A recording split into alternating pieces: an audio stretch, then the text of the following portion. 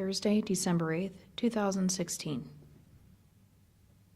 And to the republic for which it stands, one nation, under God, indivisible, with liberty and justice for all. Dispense with the reading of minutes. Second. Mr. Chadwick? Yes. Mr. Monahan? Yes. Pete? Okay, hey, I just got an email from the city of Sandusky. Now it's their turn to host a regional water advisory board. And basically they're saying, hey, it's kind of late in the year, it'll be difficult to get that group together this year, and asking whether we think that it would be necessary to even have a meeting, and if so, then would you have any problems scheduling it in like January? So, Well, okay with saying, yeah, we should still have the meeting? I don't have a problem. Pat? Yeah, I think we could talk about it in January. So, well, I can respond and say, yeah, we're in favor of having the meeting, but, you know, January's fine. Yeah, that's fine. Okay, I will do that. You know, I've been, you know, obviously watching certain financial sections, you know, of our finances, and, you know, I had reported that the hotel motel tax was not looking very good through November. Well, we got December's collections, apparently pretty much doubled from a year ago, so we ended up actually on the positive side as opposed to previously it was on a negative side. Which is what Larry So, said. so for the year, we ended up 2.6% above last year. Remember, that's what Larry said too when he was in. Yeah, he did. You know, like I said, at the time, the numbers didn't show it, but it looks like, to me, what happened though was there were some late payers that should have been paying in, you know, November and paid in December, because the collection was twice as amount as it was the previous year Yeah. for the month.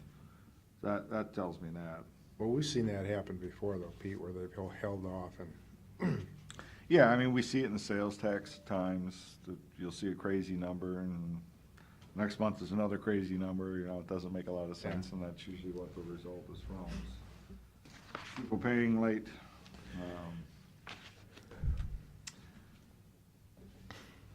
And I think I brought this up before. And I advise Job and Family Services to put this in writing. This is regarding the federal food stamp grant. It's not the program itself. In other words, if an individual comes in and applies for the program and them getting the benefits out of it, that's not the issue. The issue is the administration of that program. And according to how the feds and the state works, essentially what I call it allocation of overhead and administration, that they had a fair amount of shortage in that program for a quarter, and to get, essentially they're short about $63,590. To get half of that money from the feds,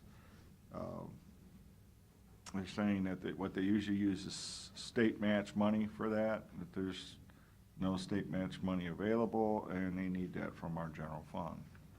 So $31,795. Yeah, I'm reading about this random moment survey hits. Mm-hmm. Do you understand what that means? Yes, I do.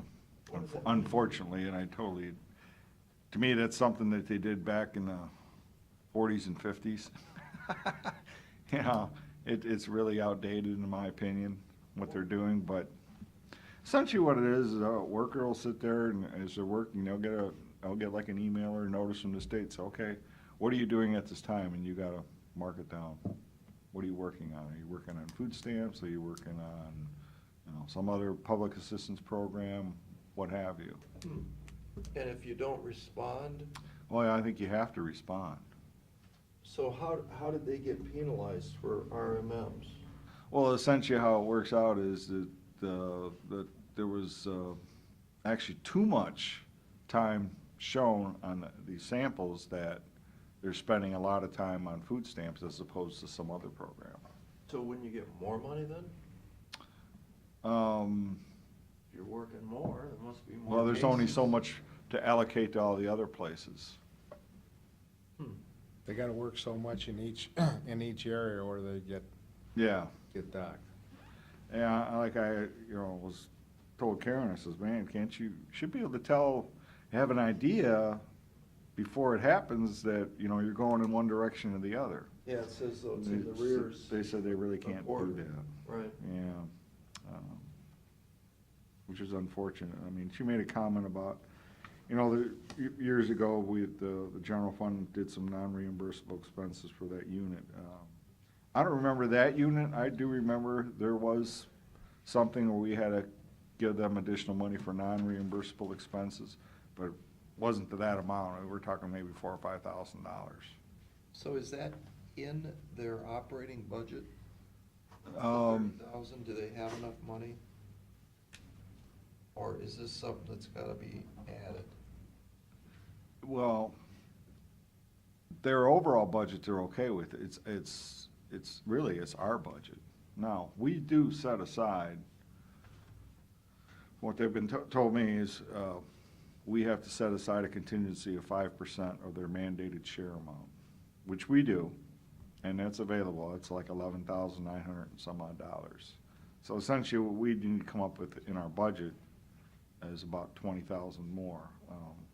We're able to find it within our budget as opposed to adding to the budget, so we can do that. Okay. So there's a couple of resolutions up there to make that happen, if you will. What was it, the total was almost up to 30-some thousand, wasn't it, like 32,000 or something? Yeah, it's actually $31,795.15. Yeah. Close to 32. Yeah, roughly about 32,000. And we have roughly almost 12,000 that we've already allocated in our budget, sitting there as a contingency. And we can go ahead and move that and find another 20,000. We're able to find that 20,000 within our budget as opposed to adding to the budget.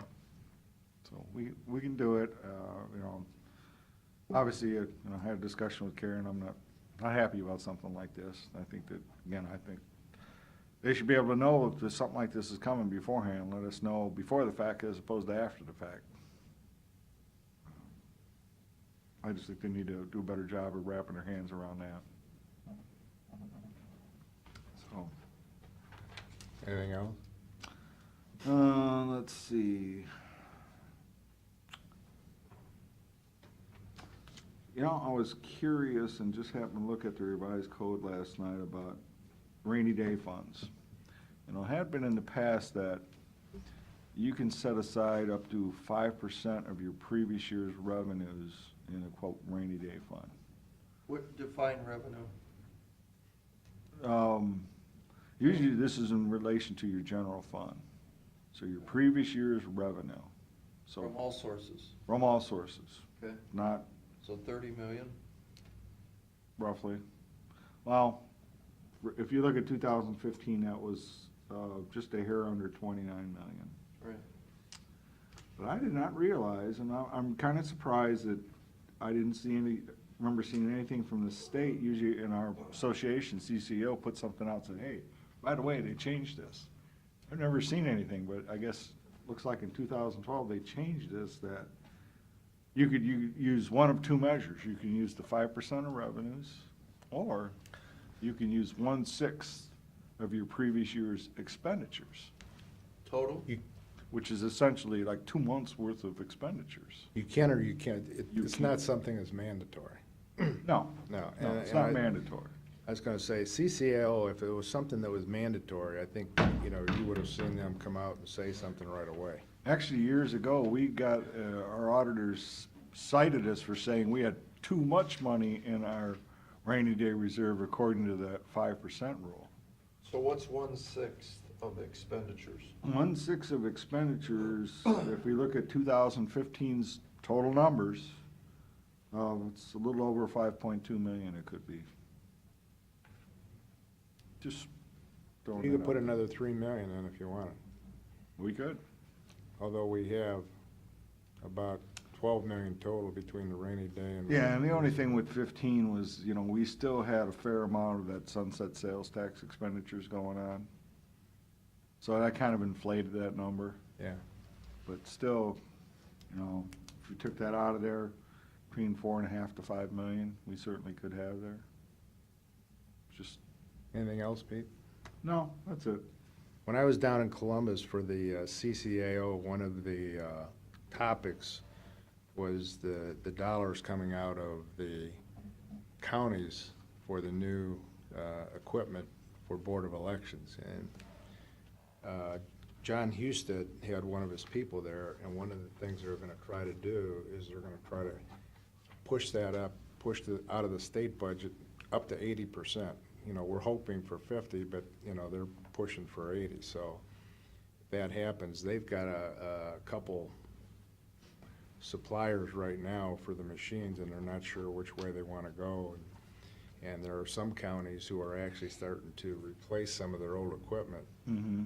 and they're not sure, you know, or I guess they're hoping that they're going to be able to reimburse them for some of the money. After that the they put fact? into it. Yeah, Yeah, right. that's, you know, Well, you know, I'm not sure that, I mean, there was just something I heard on the news about, you know, Governor Kasich making the announcement that Ohio could be headed into a recession, that their sales tax for, what, the month of November was way low.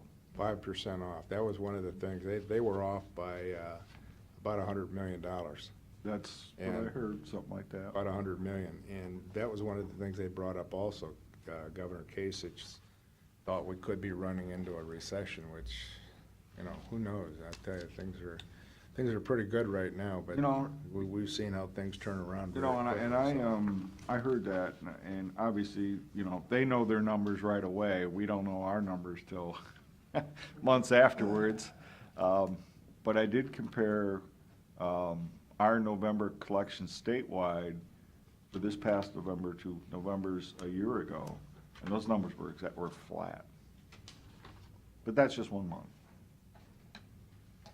So, all right. You want to read the resolutions, Pat? Hey, I see you got your credit back on your pipe from underground.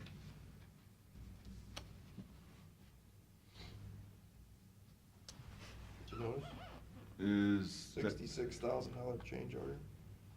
right? Hold off on that, 'cause I think there may be a little mistake in there. I got Jack checking it out. It's not much, it's about $1,000, $1,300 or something. Says change in quantities installed minus $270,480. All right. That seems too much. Mm-hmm. Is it wrong? That's kind of the number they were throwing out there. Why is that in here if it's wrong then? Shouldn't be. I did not know that that wasn't true. I thought that was still sitting on my desk. Another copy came through? I don't We already signed it, so you better unsign it. know. Yeah, let's hold off till next week on that. Huh. Hey, you want to read the resolution? No, I Oh, didn't sign. yeah, so you didn't even sign it. No, I didn't sign it. I don't either. Yeah, I went through the numbers. There was still one I was not sure of. So I was asking Jack to recheck that out. 270 sounds awful big in the quantities. Yeah, well, you know, if you read through there was a corresponding 147,000 increase. But that's pavement. Wasn't that pavement quantities? Reconstruction? Pavement reconstruction, yes. Yeah. So that I expect, but I didn't expect that, they whiffed that bad on the quantities. So I think it's, you net those two, and that's the difference in the pavement, yeah.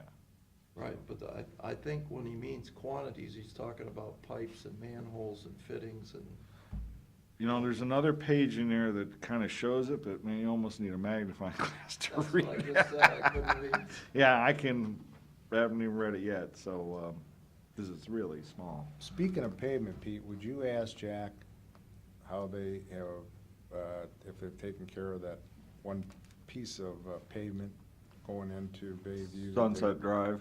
Yeah.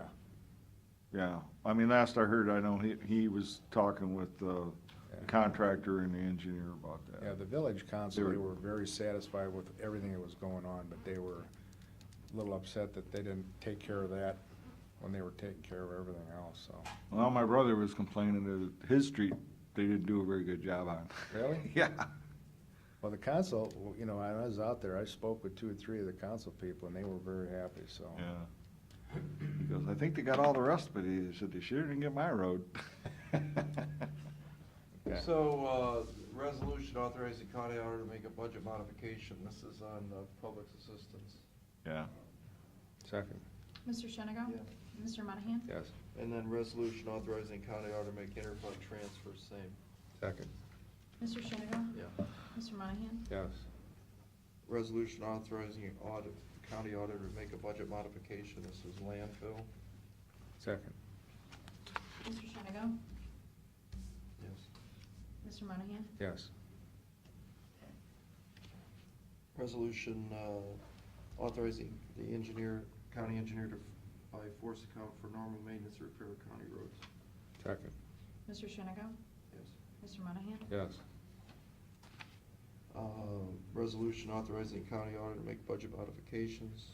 Second, Mr. Shennegal? Yeah. Mr. Monahan? yes. Resolution for then and now. Second, Mr. Shennegal? Yeah.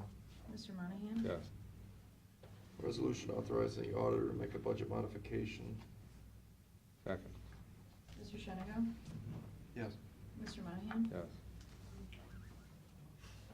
And then resolution entering into a cost share agreement with Erie County Geographical Information System.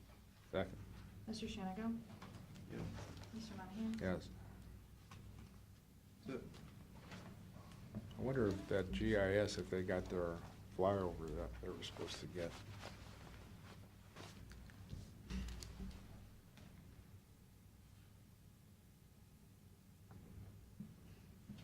Okay.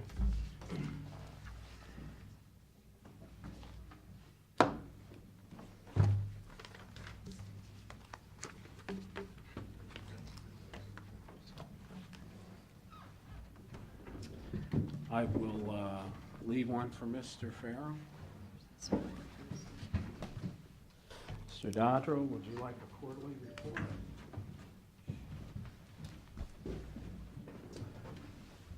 Another one from, Oh, thank you very much.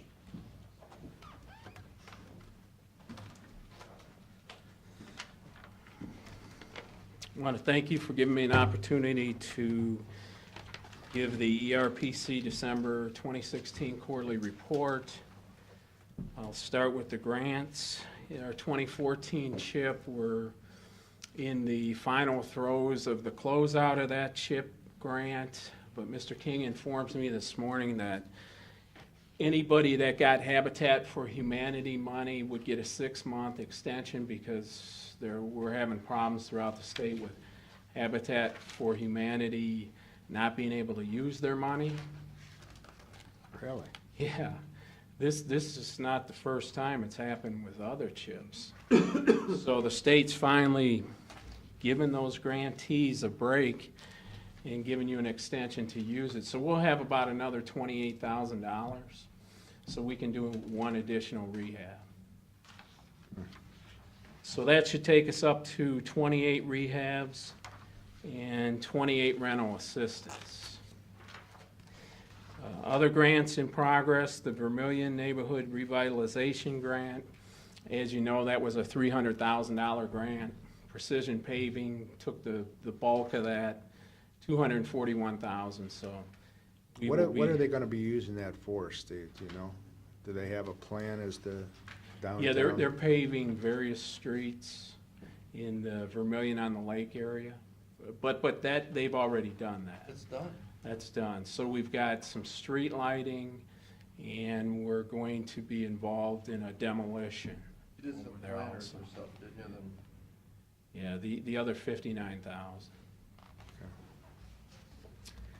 The Vermillion DTR grant, downtown revitalization, that's 300. I'm sure you all, I think Mr. King had the check in here last week, so you all saw that. It wasn't And- as big as the other chip, Oh, the 1.6 million with the lead, yeah. bigger. Well, maybe they do it the size of the quantity, right? Maybe, Yeah. So that award ceremony was in Columbus, and Tim went to that on November 29th.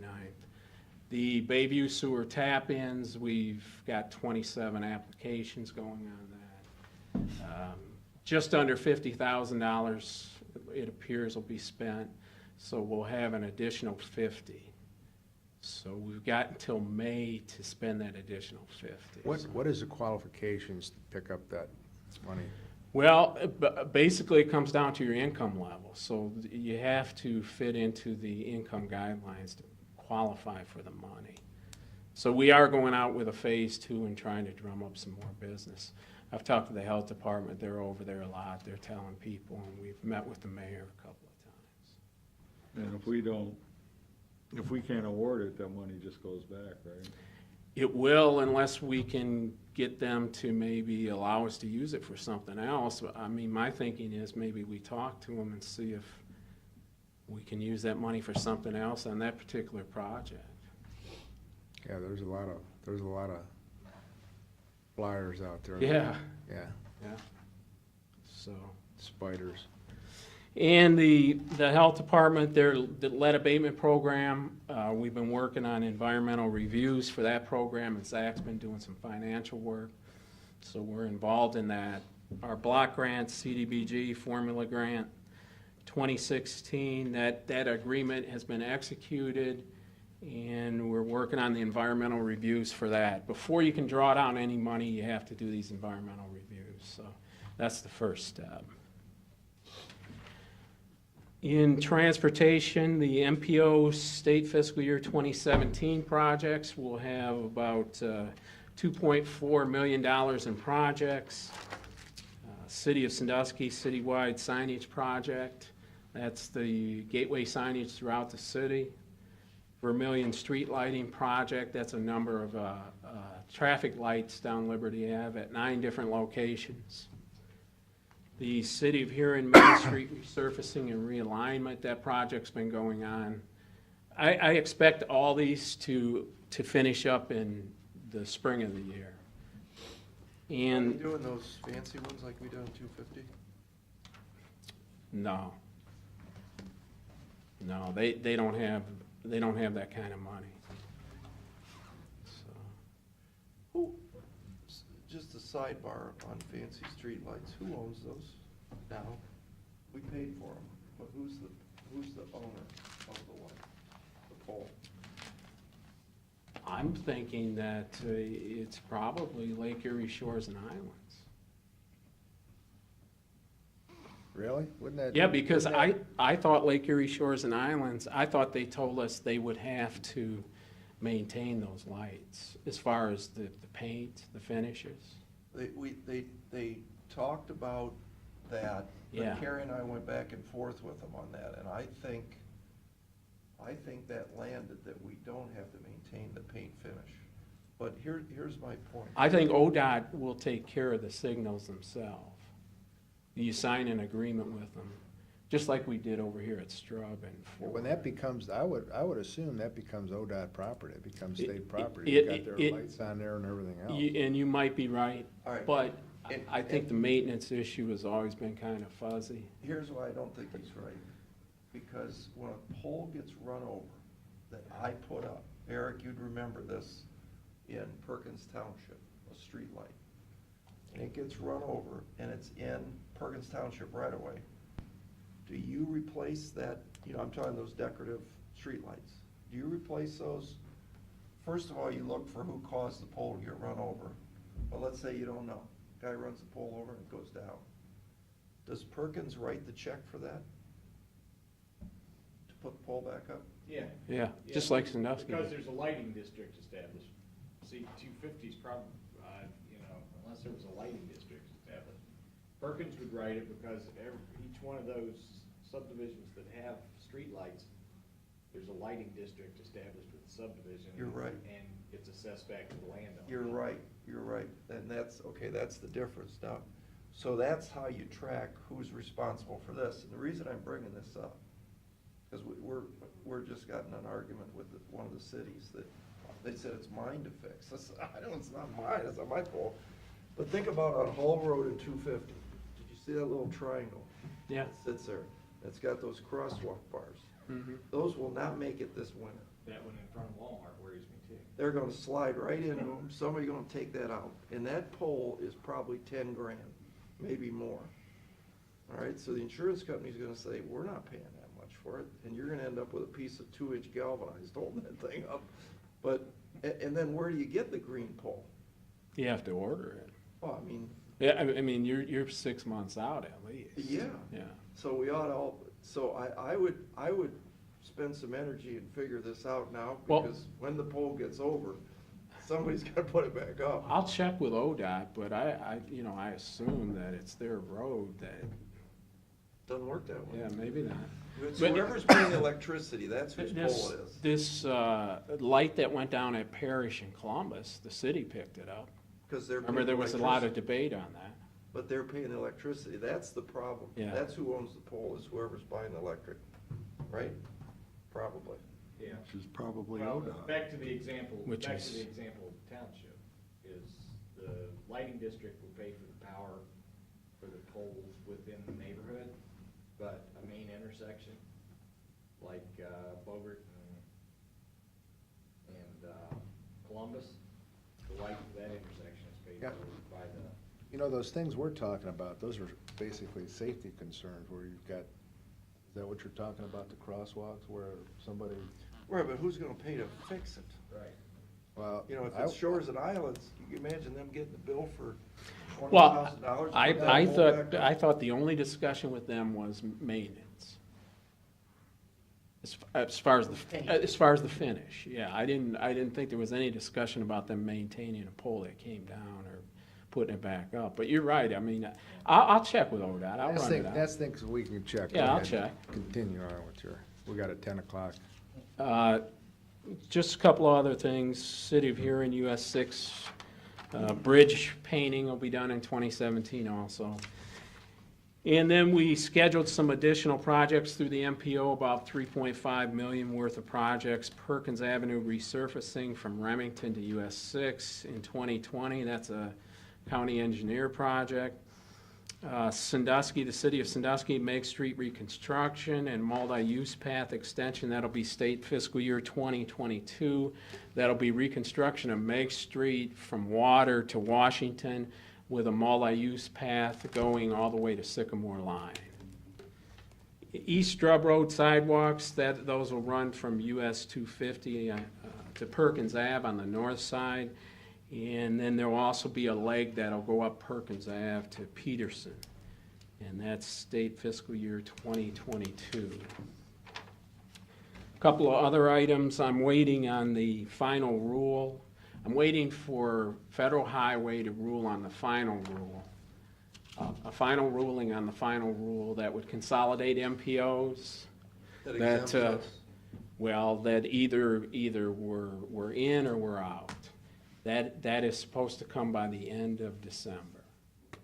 So, That's a big deal, isn't it? yeah, people I've talked to at Federal Highway have said they've got so many final rules that they don't think they'll end up even looking at this one. If they don't do it by December, it's gotta wait till the next transportation bill, which could be 5 years down.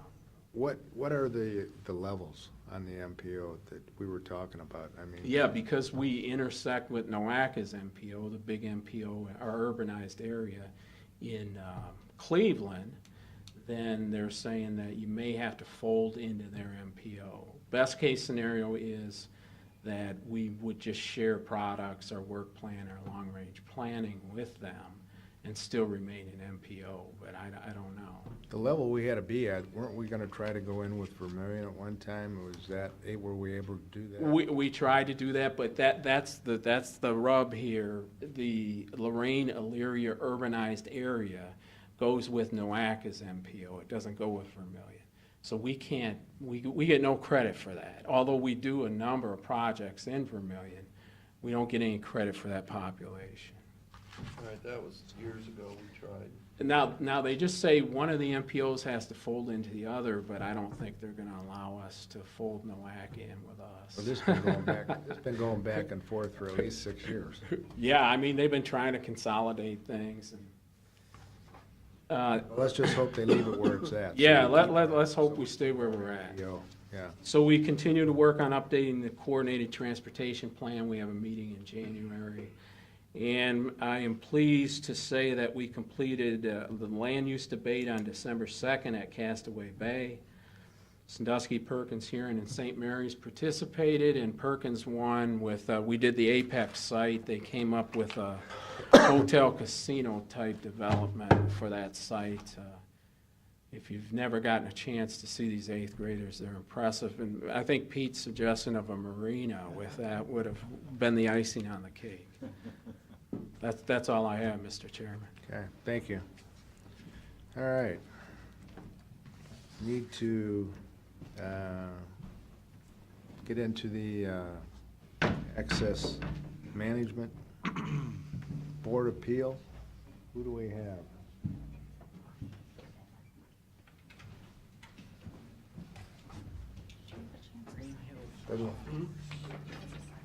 Looks like you're the Lone Ranger here.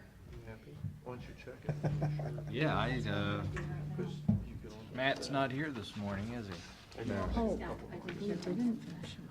Well, check and see if he's coming. He is not. He is not. Well, Okay, you have the agenda there in front of you, Bill? do you have the variance on what we are looking at, or do you have? You should have all that in front of you. If not, I gave you each a copy. I don't have another copy with me, but you can look at mine. What we're talking about is a driveway that runs behind Woosicket to Patton. Okay. They would actually like a driveway there so they can get to the back of the golf course. And the engineer's office has no objection, but we're out of order. So let's get to calling it in order. And then, I don't think we've called the meeting to order, have we? So they have To a- adjourn our regular meeting, I'll make a motion to adjourn our regular meeting. Okay. I need a second, Mr. Monahan? Second, Mr. Shenigo? Yeah. Mr. Monahan? yes. Okay, we'll call the- All right, now, go ahead. Motion to go into the Access Management Board of Appeals here. Second, Mr. Shenigo? Yeah. Mr. Monahan? yeah. We don't have This is the anybody first here. time I've seen this. I don't know, maybe it was in my box and I didn't see it. I'm sorry, it's been a while ago, but we don't have anybody here to testify. The county engineer cannot make it, but they have no. Well, that's why I was objection. wondering if Matt Rogers was gonna come. He's not. So you got the background information on it, exactly what it is. They have no objection. All I really need is the resolution adopted that you have in front of you. Okay, Resolution for the Erie County Access Management Board of Appeals for the purpose of granting the variance request at Green Hills Golf Course and Inn. second, Mr. Shenigo? Yes. Mr. Monahan? yes. Mr. Dodville? Yes. Any public comment? No public comment? Need a motion to adjourn? I'll make a motion to adjourn. Second? Second, Mr. Dodville? Yes. Mr. Shenigo? Yes. Mr. Monahan? yes. And we need a motion to reconvene the regular meeting. So moved. Second, Mr. Shenigo? Yes. Mr. Monahan? yes, And then I think we're ready to adjourn. yes. I'll make a motion, we adjourn. Second? Mr. Monahan? Yes. Mr. Shenigo? Yes. Thank you. What is